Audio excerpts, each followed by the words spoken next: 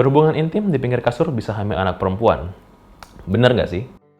Sebenarnya jenis kelamin anak-anak itu, pada saat dihamil ibunya, itu akan ditentukan oleh sel sperma yang dari ayahnya.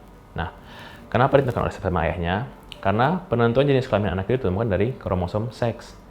Kromosom seks pada sel telur itu hanya mengandung kromosom X, sedangkan kromosom seks pada sel sperma bisa mengandung kromosom X ataupun Y.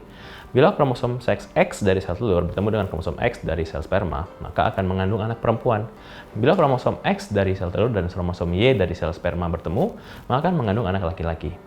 Nah, ada beberapa mitos yang mengatakan seperti posisi berhubungan, waktu berhubungan, itu bisa mempengaruhi jenis kelamin yang dikandung. Namun sayangnya masih perlu penelitian lebih lanjut untuk membahas topik ini sendiri, sehingga saya pribadi kurang bisa merekomendasikan. Sekarang saya akan membahas tentang dua metode yang bisa digunakan oleh ibu-ibu dan bapak-bapak di rumah.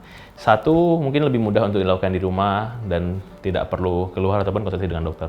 Dan yang kedua akan dapat jadi pertimbangan bila nanti ibu dan ayah ingin konsultasi misalnya ke klinik kesuburan.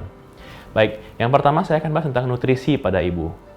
Nutrisi pada ibu ini terutama pada ibu-ibu yang sedang program hamil ya. Jadi nutrisi ini sempat diteliti pada penelitian pada tahun 2010 yang menemukan bahwa nutrisi, terutama mineral seperti kalsium, natrium, kalium, dan magnesium itu dapat menentukan dalam jenis kelamin anak.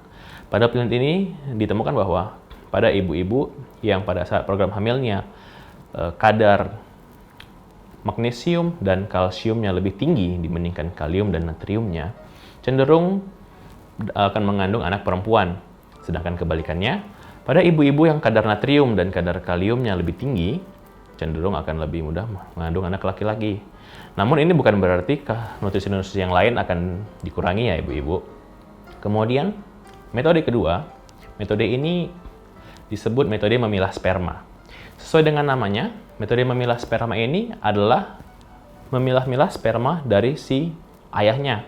Seperti tadi sudah saya sebutkan, sel sperma bisa mengandung kromosom X ataupun kromosom Y. Maka itu akan dipilah mana yang mengandung kromosom X, mana yang mengandung kromosom Y.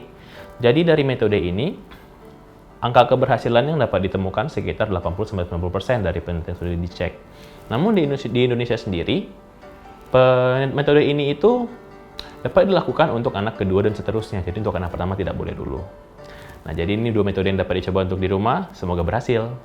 Tadi itu dua metode yang dapat dilakukan di rumah ataupun jadi pertimbangan untuk konsultasi ke dokter di klinik kesuburan Anda. Bagaimana? Apakah sudah cukup? Atau mungkin ingin tahu metode-metode lain? Silahkan komen di bawah ya.